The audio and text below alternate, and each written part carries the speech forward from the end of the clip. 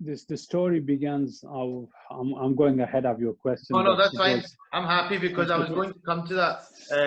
You signed with the Melbourne Renegades after given a special. No, initially your application was denied for. Okay, so the thing is that what happened when I was playing for Hoppers Crossing, I thought I'd do some coaching courses. Yeah. And I done my level 1, and then I went to do my level 2 course. And then one day, you go to watch the bush ranger training session, and I was just in my casuals. And when I went there, we were just behind the nets, and I asked the coach, by that time was Greg Shippett. We have some amazing time. We're still in contact. He's a great man.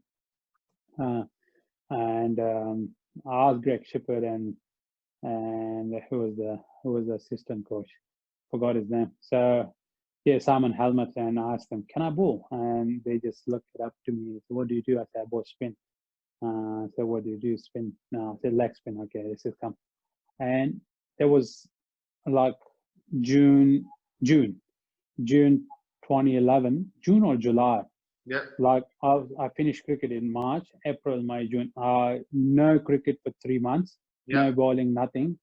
And I just said, okay, I want to bowl, Yeah. And Bobby Quiney next year in 2012, he played for Australia.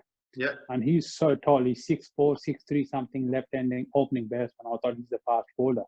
Yeah. And I went there to bowl. First ball, I bowled through the gate, indoor cricket, through the gate, and I missed the stumps, but went through the gate. And he said, "Full ball." Yeah.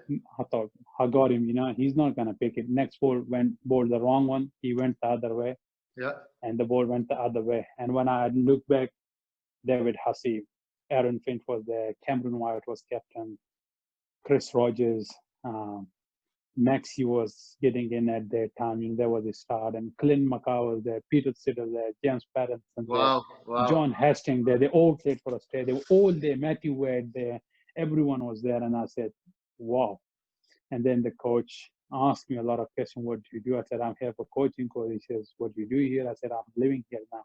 I moved here to Australia. He said, can you just stay here? Everyone went back to the coaching classes, and I stayed there, and I bowled for an hour. Wow. And then I went back to the coaching course, and I was so sore. Yeah. And I almost fall asleep in the course as well, because I was so tired. And that was the time when I started, I used to come every single day for that pre-season. Throughout the season, I used to take the time off from the job. I'm not feeling well today. My car is broken. I'm pretty late today. And then because they're playing full time, and I just go, I want to bowl. And I used to get like I was doing like a part-time job, so I was mostly on call.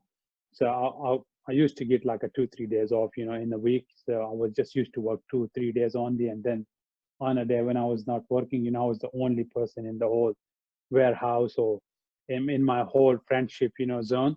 Yeah. I was the only one was so happy that I'm not working today, so that I can go and train with bush rangers. So then when I start up, I become really close to them. They used to know me, and I was pretty frank with them, and then I used to bowl with them in the net. So I used to train with them with Hoppers Crossing and Melbourne Uni at the same time. Plus I was working a very, very hard laboring job as well. Yeah. So this was my weekly thing, to go. And on the side, there was another tension. My visa got refused a couple of times. And then there was the time when I completely signed with the Melbourne Uni.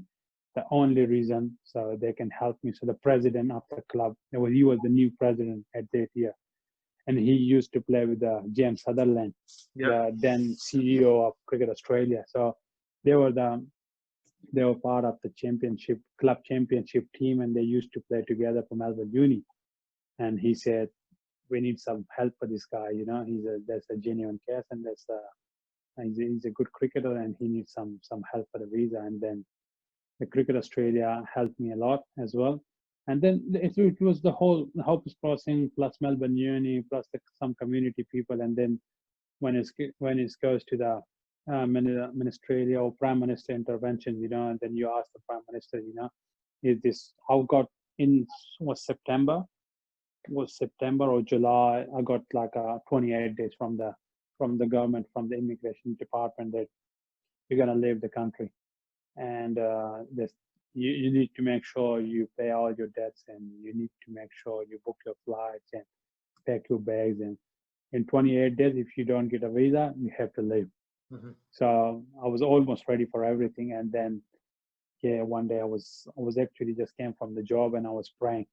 I was on the prayer mat. I got a call from my president. He said, "You got the visa, but there is other story because I got picked. I got called from the from Australian team because South Africa was coming that year Mhm. early in the season, and I got a call from my president. They want you to come over there and train with them because they're gonna face Imran Tahir, and they never faced Imran Tahir, and there was no Yeah. other leg spinner in the whole country. Yeah. And I trained with the Australian team in 2010 and 2011 Mhm. during the summertime at the MCG Test match. So the Boxing Day Test match, and then I bowled really well. I got like everyone. When I bowled to Ponting first time, Ricky Ponting, I used to just love him batting, and then Shane Watson there, Mike Hussey there, and like Justin Langer, there's a batting coach. Mickey Arthur was at that time as a coach, and Yeah. I was so excited, to bowl to all these. Michael Clark was there, and I was bowling so well in the nets because it was start of the season and I was spinning the ball, Yeah. nicely. And there was pretty dry season, dry summer, so the ball was spinning all the time. And then they asked me to come and train with us, at Gaba. So I went there for 4 or 5 days, and I trained with them. And there was the season when Imran Tahir went for 200 plus runs or something. That's the worst ever. You prepared. Uh, You prepared them. You yeah, prepared them well there there. were, he went for more than 7 an hour, more than Yeah. 200 runs in an inning, and no wickets. And then Ponting was amazing. The first day when I went there at night time to Brisbane. Yeah. In the morning, at lobby in the hotel, I was going to have a breakfast, getting ready for a training session, and Ponting was sitting there in the corner reading newspaper, and he shook a hand. He says, "I'm Ricky." And I said, "Oh yes." I went there way back in the corner. As you know, in the start, I Yeah. thought, "What, I'm going to talk to them? They're not going to talk to me either." He says, "Come over." Yeah. He says, "Man, he was so generous, amazing." He said, "How you doing?" He didn't ask me anything about cricket. He says, "I know, I pace you. You're a pretty good bowler. Tell me about your family, how things going in Pakistan, is it stepping up now? How's your family? How's everything back home? How are you feeling here?" And he gave me his phone number, and he said, "This is my phone number. If you need anything, any help, don't hesitate to text me or call me." Wow. Wow. And after when I went back from Brisbane, uh, home, that was when our case was with the case with with the Prime Minister and the Immigration Department.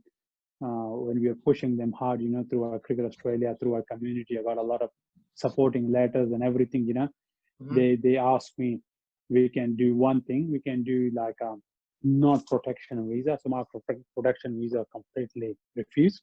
But they said we can give you like a former resident visa, but that's kind of like an elite athlete, sportsman. Yeah. But we need some recommendation from someone that this guy is good enough to play for Australia. And Ricky then Ponting. I got a Ponting, message him, and I called him, and he said, "My manager will call you." I didn't even know. I thought he's got a manager as well. So I didn't knew at that time. The people looking after and there are some people called agent or managers, Yeah. and said his managers. I said, "I need some support," and he wrote down, "This guy is good enough to play for Australia if he get a residency or citizenship. He can play state cricket as well." As soon as I sent that letter, next day my president called me. He got the permanent residency. Happiest day of my life. I It was must have. so Yeah. It excited. must have been Yeah, a. Must yeah, have been a great feeling, yeah, brother. Must have been. You must have been so thankful to Allah Subhanahu wa Taala. But what a story that yeah, Ricky Ponting had influence as well, and you get big yeah. influence, and you getting that over the line. And I was, and the good thing about Ricky is that I was training everything with Victoria, but he got me a letter from Tasmanian cricket association. If he get a residency, we will give him a contract. But then I got a contract with Victoria, and he said, okay, better you stay in Melbourne, rather moving to Hobart and playing over there, because they got Xavier Doherty at that time as well. And it was easier to play here. And on a day when I got my residency, I went to Cricket Australia the next day to say thanks to some guys. And there was a board meeting of Cricket Australia, and the guy who really helped me, who worked for Cricket Australia, so he's dealing with government and Cricket Australia relationship. So he said, there is a board meeting. I would like to introduce you to them. And there was a board meeting, and before that, you can't play as a local if you are a permanent resident. You have to be a citizen. So on the same day, they were just there, and they says, no vote against that. And they says, from now on, if anyone is a permanent resident, he can play domestic cricket as a local. So on a day when I went there next day, they said you can play as a local, and then I got picked for Victoria, and I got picked especially for Melbourne Renegades there as soon as I got a permanent residency. So, and they changed the law to play as a local, and then I played I played only one game for Melbourne Renegades, but the best was to play for Victoria. That was amazing, in the last 3 games of the season. And that was my start of my career, when I performed really well and when I played really well. And I find out pretty late, there was like when I was playing great cricket for Melbourne Uni, my president told me there always someone was around there from Cricket Australia to look at me, what he's doing on the field, how he's bowling, attitude and everything. So he said there was always someone. I didn't know that. So he said there was always someone was watching on you, like a selector or someone, just to keep an eye on you, how this guy's improving, what he's doing, So they were just like there was a dog watch on me all the time. I mean, because I remember the first big thing I seen was an article with Stuart McGill and Shane Warne, and obviously that was then I was telling all my friends that I played cricket with this guy. This guy was my teammate in Pakistan. His story is amazing. But both of them said that you're the best leg spinner in Australia since then. Yeah, it was pretty big. That was a kind of thing, a little bit wasn't getting into my head, but there was a massive statement, and people were saying, even McGill was saying, it was McGill and Damon Martin. Okay. Oh yes, sorry, not Warren. You're right, Damon Martin. Sorry, yeah. I had a session with them after the season was finished. I went there, and Cricket Australia asked me, if you wanna go and bowl with Stuart McGill and get some tips from him, And when I bowled to Damon Martin in the next, and I was bowling so well at that time because I was in such a good headspace. I was daydreaming and things were happening for me. And when you are, as it's just normal human being. When you are in a good headspace, your body reacts really good to everything, even in normal life, not just about cricket, And there was the time when my headspace was really in good time. I was feeling really good, and I was in a good headspace, and I was happy and performing well, and I had a really good short state season, And I left Hoppers Crossing VTCA cricket, moved to Melbourne Uni for no money, for nothing. And after 3 years, I got upgraded to state contract as well.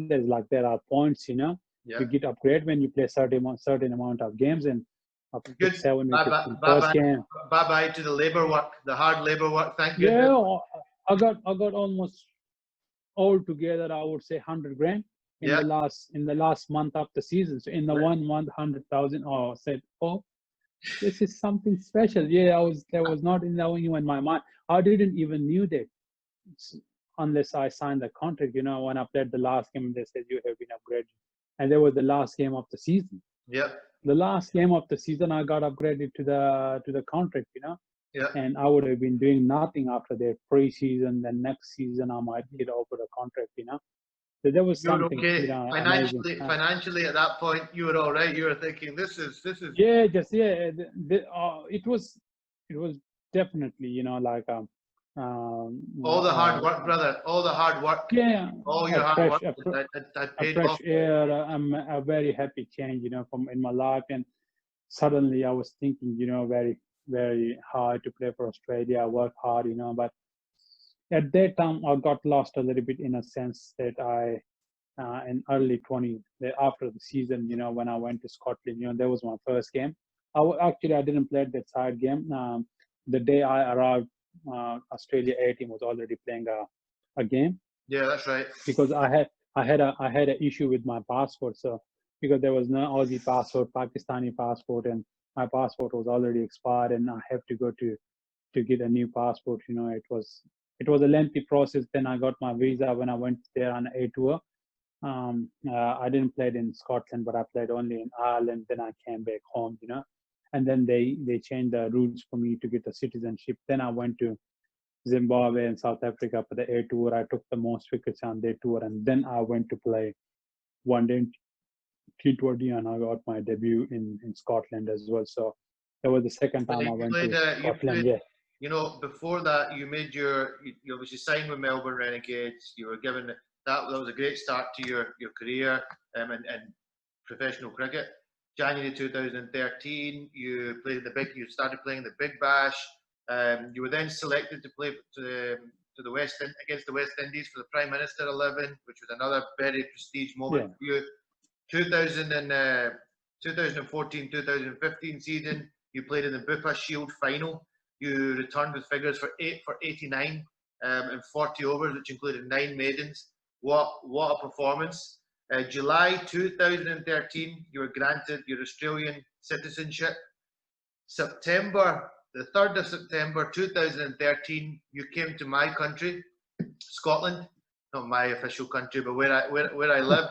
And you played, I was lucky enough many years before, I played against Australia in an ODI at the Grange when Mitchell Johnson, Brett Lee, all these players were still playing.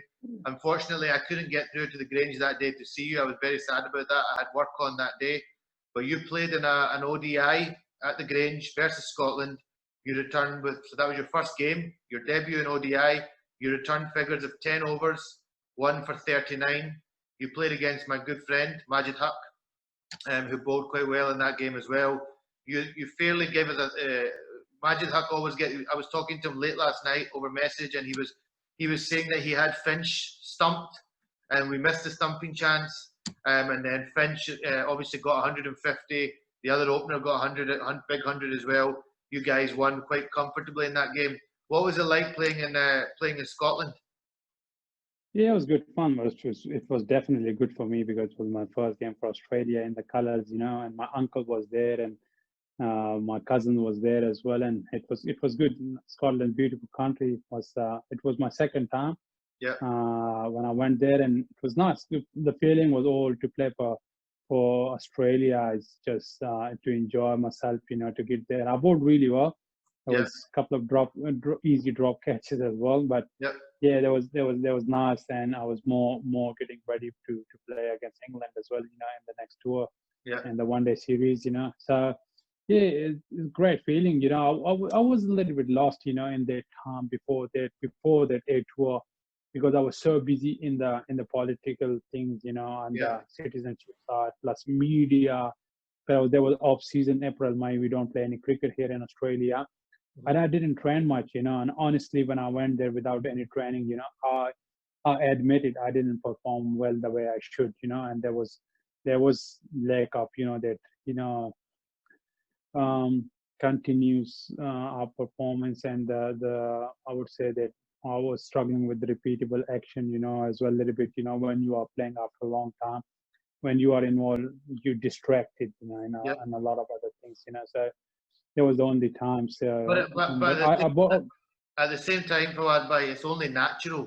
I mean, you were going through such amazing life-changing moments that it's only natural for a human being to maybe lose track a little bit of what's happening, reality before Yeah, you've it's got your 8 months, 8 months, 8 months ago, 9 months ago, I was playing just great cricket.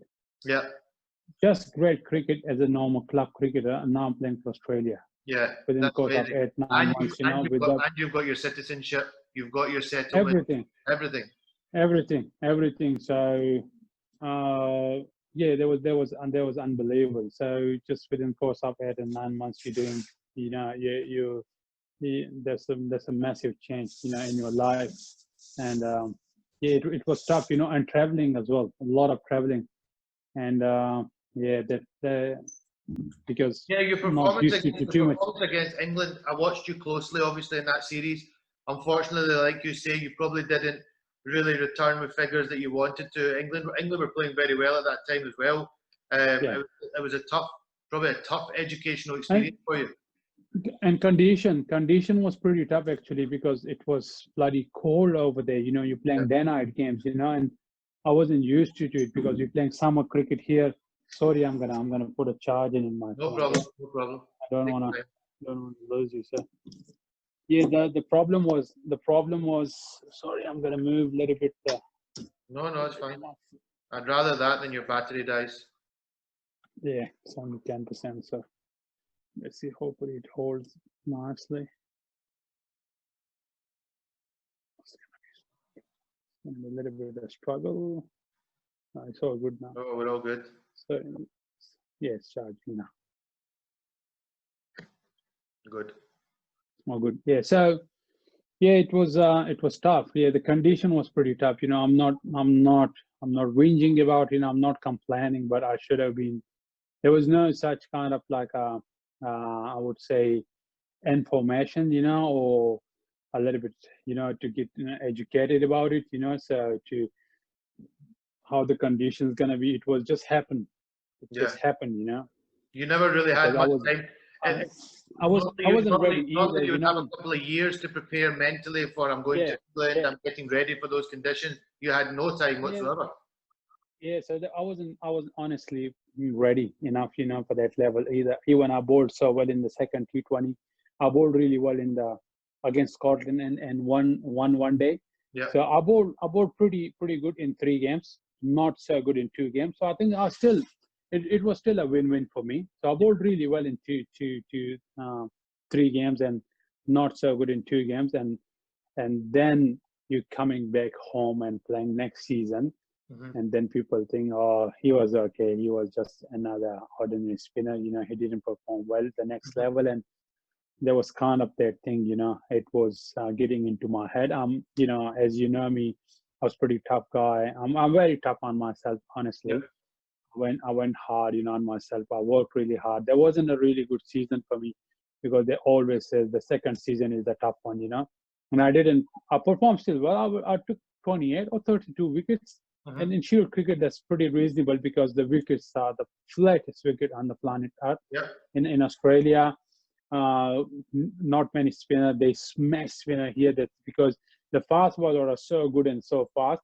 Whenever the spinner come, they just take charge on spinners and they say this is the time when you make runs. Before the captain take him off from the spell. So that's the main thing here in Australia. As soon as you go from the ball one, it's just like you're playing T20 cricket when you play 4-day cricket here. Yeah. It's so tough. So you have to be right on the money. Then I changed my mentality, with the time I learned a lot, So I used to start the 4-day cricket, as a T20 game, bowling really fast, quick through the air, back up the length, mm-hmm. and bowl few maidens when going 10 runs in 4-5 overs, and then I start to cash myself, a little bit get into the rhythm. So that's a different story. But yeah, it was tough. The next season was tough. And after that, in 2014, I went to play club cricket from nowhere, playing for Australia, everything, not so performing so well in domestic cricket. Was pretty good, 28, 30 wickets, some pretty good. I was still the most wicket taker, I think, for my team. And we finished on the bottom. So we finished on the bottom. It was pretty tough for us. And it was a rough season, for the whole Victoria and for myself as well. The dreams was crashing, something like that. From down, perpendicular, and coming back like that again. Yeah, it was tough. It was tough. Went away, went to Holland, played club cricket there, mm-hmm. explored Europe.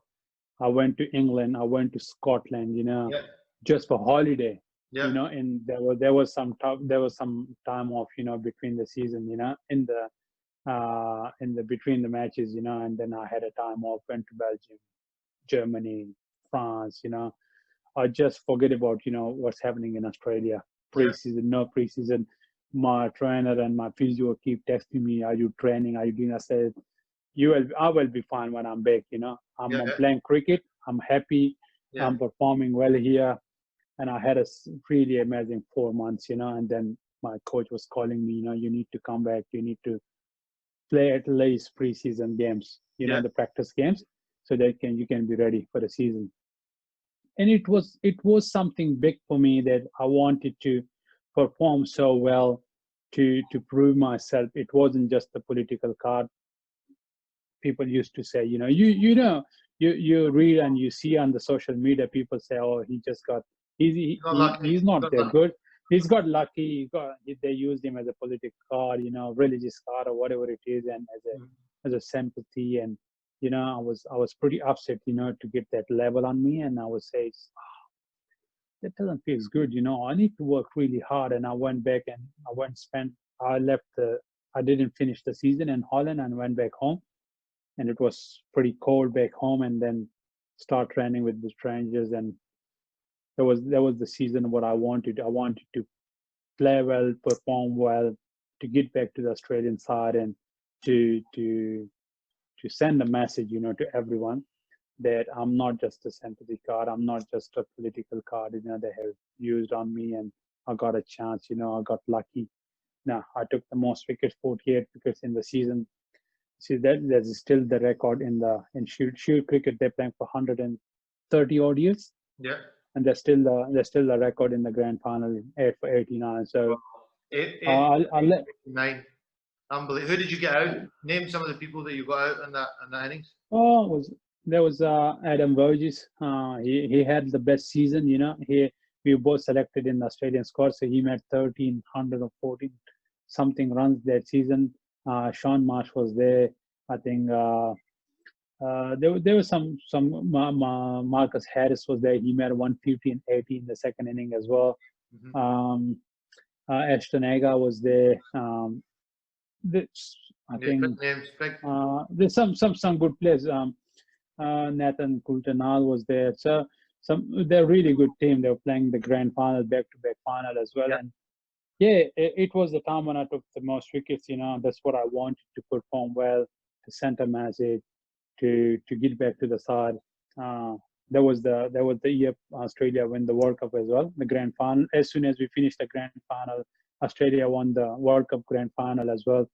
They were celebrating. They invited me to it was in Melbourne. So Darren Lehman called me, come over. Michael Clark asked me to come over. You join us the celebration. It was only team and family. Yeah. No one else was allowed. Yeah. And I really enjoyed. I went there. I was a little bit, naive, and I was just on the side, but I really enjoyed. I had make a good friendship with few guys. There was Australian players as well already there, Victorian, sorry, and become a very good friend with, like someone like David Warner. Yeah, and I've seen on Twitter and a couple of times and different things. These guys there's a lot of love. I've seen some footage of you in the changing room with a lot of the Australian players, and David Warner especially. He seems like he's very, very close with you. He's got a lot of love for you.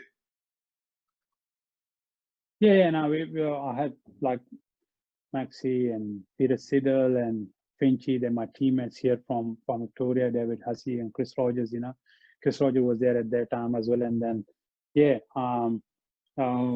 David Warner become a good friend because I played with him in South Africa for the A tour. And against Zimbabwe as well, and we had some good time over there. And then since that, we become a really good friends. And it was just nice feeling. We won the Shield. I was the most wicket taker, best figures ever in the history of Sheffield Shield final. Australia win the World Cup. I got picked for West Indies and for Ashes. I thought I was you dream about it. I'm gonna play at Lords. I'm gonna play at Oval and Ashes. That's I think it's if not the biggest, but a similar stage as like as the Cricket World Cup. It's the same value. People in Australia and England care more about Ashes than Cricket World Cup, honestly. Yeah, I know. I can And it's, imagine. when it's come to Ashes, and especially when it's Ashes in England, it's different. Yeah, I know it's so good in Australia as well, but it's I'm gonna be honest with you. It's different in England when you are in England. yeah, Maybe just for being an Australian for us it's a little bit different to win over there. yeah, But it just feel a little bit better than England. When you play Ashes in England, it's just feel like a very you are you are where somewhere it belongs to. yeah, Cricket belongs to. So yeah, but it's such good facilities here. It's amazing here, the crowd and the stadiums and the summer, and it's so beautiful here in Australia. But yes, Ashes in England is something different. I'm lucky. I'm so grateful. I never played, but I'm yeah, happy. I was there when we went at the Lords. When Smudge made a double hundred, there was his rise. yeah. When Steve Smith becomes Steve Smith, Michael Clark was so good at that time, but he was finishing, Chris Rogers, and I had some amazing memories. We won I missed out in the first game in West Indies, and I knew it. I'm not gonna play. It was all over on electronic and print media and social media that Fuzzy is gonna be a water boy, for the next 4 months. And I literally cried on the first day of the test match, when I was on the bench and I was thinking everything. I knew that I took the most wicket. I'm in such good headspace. I'm bowling so well, but I missed out. I know they're gonna perform well, and when they perform well, they were going to drop Josh Hazlewood for me, and he was the man of the series for that Yeah, yeah, two test matches in West Indies. And I knew that even if I'm a selector or captain, I'm not gonna pick a second spinner for Ashes, hmm, because you're gonna play only one spinner, yeah, and there was Nathan Lyon. yeah. They're not gonna pick second spinner. There's no way. Even if honestly, if I'm a coach or a captain or a selector, Not, I'm not, not gonna pick a not, second not, not, spinner. in, not in English conditions, especially as a Not English. seamer friendly. You pick three seamers, one spinner, and maybe one all rounder. Even you don't need an all rounder. Four bowlers in those conditions are enough. If you have someone like Nathan Lyon or someone Graham Swan or like Yeah, Ravi Ashwin, like Yasir Shah, some good spinner, So you yeah, don't need a fifth bowler. yeah, If the four bowlers can't take 20 wickets, the fifth bowler can't do anything, yeah, yeah, because he's the least choice. yeah, So the yeah, it was tough for me. I knew that it's gonna be hard for me to play again. And when I got back, uh, I was so upset. Got back from Ashes, and there was the end of the summer. I was so honestly, I really enjoyed, but I was so bored as well. Imagine you carrying drinks for 4 months, yeah, 4 long months I did it for six after weeks. us. I did it for 6 weeks for Scotland and South Africa, and 6 weeks was long enough. I cannot imagine doing it for 4 months. It gets very lonely. Very, Three three different continents. You lose that charm in the team as well. yeah, uh, you just enjoy off the field. I'm not saying I wasn't enjoying the winning or performing the other team players, but I'm just talking about myself. You just lose your spot, in the yeah, team, and something like that. And I was just, I said, I want to go home. I want to go back to Australia. Doesn't matter what happens. And then the next season was just fading off. Like I signed from Melbourne Renegades to Sydney Thunder, so that was just a little bit of fresh start. yeah, So different environment, different teammates, different coaches, different association, different city. yeah, That was a good move. So that year again, it wasn't that great. I bowled still well, but at the end of the season, John Holland came in and he bowled really well. I still took around 30 odd wickets, something 28, 30 something wickets in that year as well. And then I performed really well in the Big Bash. And there was a time when I started thinking about more white ball cricket than red ball. So the next season was I played only a few games, and then the next season I said I'm gonna finish, and slowly the last year I just finished because of the one day World Cup, in England, and I thought I might get a chance because I was performing so well in white ball cricket.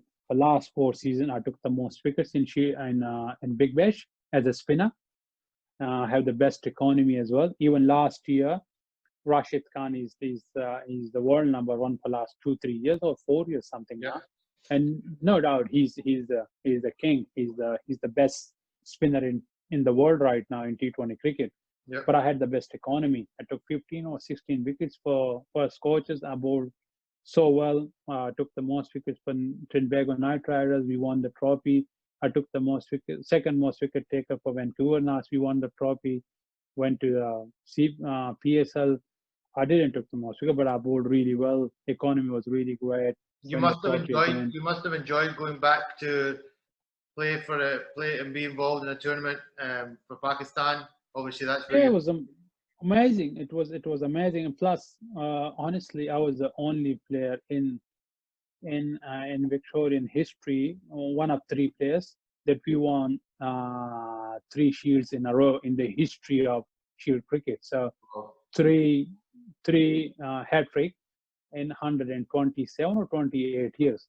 So that was the first time in, I think, New South Wales won before, or maybe I don't know about the other, but I know 100% New South Wales won 6 or 7 times in a row back in the days. But I'm being the part of the three hat tricks, and then a season before, um, I wasn't the part of the grand final team, but I did play 3 4 games that season as well, and we won another shield. So 4 shield plus one day cup, one big bash as well, plus PSL plus CPL plus Canada, and Yeah, played the Canada. grand final in T10 cricket. Yeah, it was amazing. Yeah. A couple of things I want to touch on with you. One thing is that you're obviously a devout Muslim. I'm a fellow Muslim as well. There's some nice things to hear about you. They say that you often leave the field in the day's play, ask the 12th man to come on so you can go and read your prayer. You also stood your ground with this fact that you didn't want to have the sponsor logo of it was an alcohol brand on your shirt, and it was actually removed from your shirt so that it wasn't on your shirt anymore. So obviously we know the likes of Hashim Amla, he wouldn't wear Castle Lager on a South African shirt. They also made that change for him. So it shows that you know how much your faith and your religion means to you. How did you find that was you were did you find like you had a backlash towards you on that, or people were accommodating to you on that? No, well, at that time, cricket Australia was pretty. Actually, they asked me honestly. They are asking. I didn't ask them, So they have came to me and they asked me. So what do you think about this? Do you want to put the logo on and VB? And it's on the record. And even VB was pretty supportive as well. They came up to me.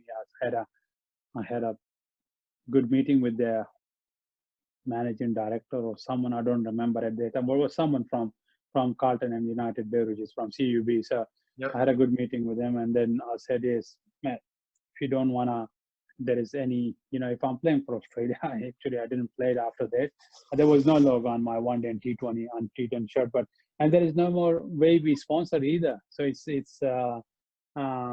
different here now in Australia. So it's different sponsors since that time. So Yep. there's no more problems for anyone up and coming to. No, but that's very good. That's very good that it wasn't like you didn't have to argue.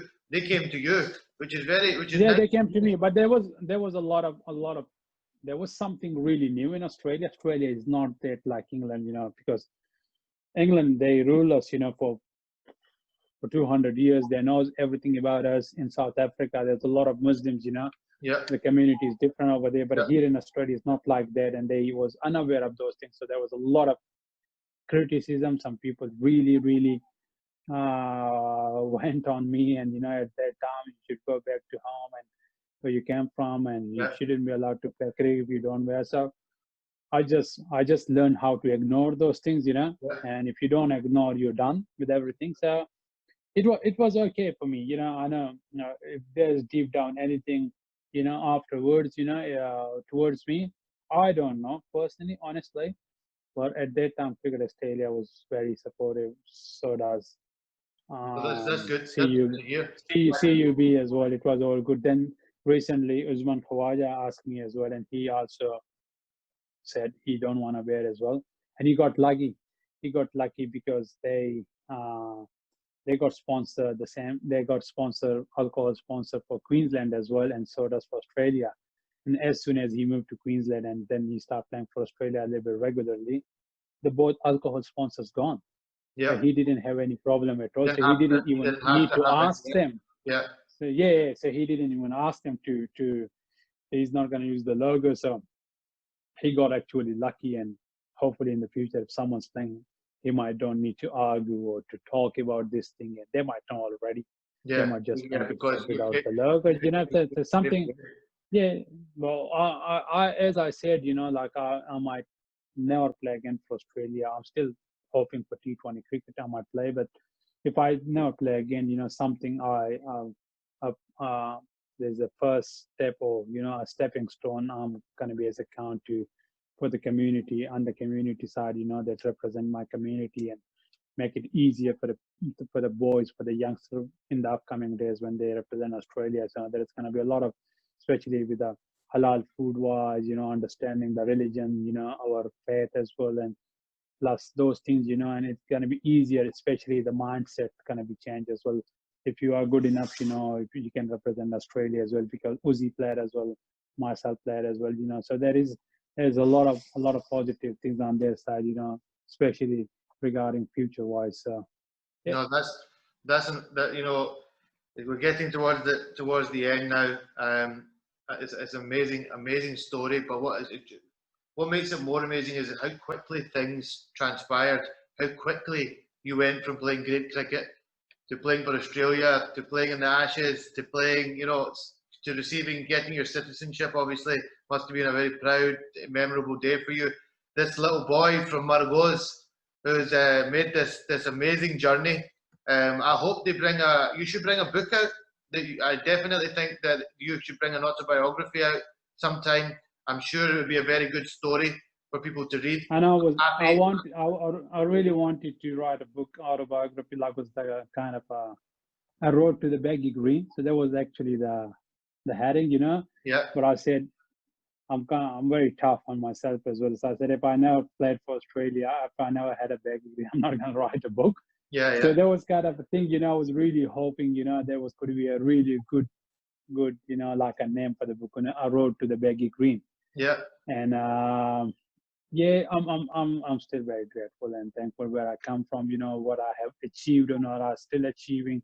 There's still plenty to come, you know, maybe off the field, you know, when I'm not playing, maybe I'm coaching and supporting, you know, the youngsters and something like that, you know, I got the skill to teach someone to play Australia, because even not just for my community, not for myself, I would say I'm really loyal to my art as a leg spinner, and it's kind of fading from test cricket, because it's just the test cricket is changing, so the leg spinner is more going towards, because they are very successful in T20 cricket, you know. Yeah. And it's more money, it's less hassle, less fitness than test cricket, you know. But I would love to teach and coach and guide someone to play test cricket for Australia, something like that. My aim, you know, to help them and test cricket, maybe in England or anywhere, maybe in Pakistan, you know, maybe somewhere else, you know, to help a youngster, you know, to teach them how to take wickets in 4-day cricket, you know, how to learn the art and how to get improved and something like that, you know. So there will be, I'm still, that's what I'm saying, I'm still grateful and thankful. There's plenty more to come as well. But yeah, what I have been through all these years, you know, tough time, good times, and it's part of the life. And I would say I'm really thankful to a lot of people. They're part of this journey. I'm not the only one, you know. Obviously, thanks to Almighty, but there are people involved, you know, in this journey. You know, here in Australia, back in Pakistan, even in England, you know, there are people involved from everywhere. You know, they really flourish my career. They helped me to get to this stage, you know, and where I am now, especially, you know, I'm so grateful and thankful. There are regrets there. We all make mistakes and sins as well, but we do some good stuff as well. And that's what you keep in your head, and to go ahead and to repeat those things there. So very grateful and thankful. No, listen, Fawad bhai, it's been it's been a pleasure to listen to you and hear your story from the start to till now.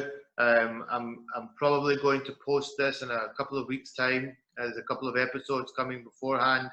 I can't wait to put it out there to the public. I'm sure people will have a very, very good response to it. It's such an interesting story. You've done me, but I'm very proud of being a teammate of yours from 10 years ago to see what you've achieved. It's remarkable. May Allah subhanahu wa ta'ala give you lots more success in your life. I hope you go into, like you say, coach, high level, give back to I know you're what kind of person you are, give back to what the sport has been so good to you. So give back to the sport as well. I might get in touch with you, Fawad Bhai. I'm certainly now, this is what I'm trying to do with my career, my life. Things have been going very well. I'm hoping maybe I can gently tap into you down the line, and maybe you can introduce me to maybe some of your big friends in Australian cricket. Maybe you could get me ask the nice question to maybe a David Warner if he would give me 1 hour of his time for a podcast. I'll sit, but I know they're very busy people, but maybe you could try for me down the line. When you're in the UK again, brother, we must link up. We must get together. You have my word. If you come to the UK again, wherever you are, I will come to see you and we'll go for some dinner. I wish you a very big Eid Mubarak all the way from Scotland when it comes. And thank you very much again, brother. Appreciate your time. No worries, brother. A pleasure talking to you. Eid Mubarak to you too, to your family, and thank you very much. Good luck with your new career. Hope it will flourish and you'll be very successful. You're doing a good job. Good luck with everything. Lovely to speak to you again after a long, long time. And you're an absolute legend. Thank you very much for getting in contact with me. And good luck with everything. Thank you, Fawad. I appreciate it. I appreciate it, brother. You take care. You Khuda. too. Bye.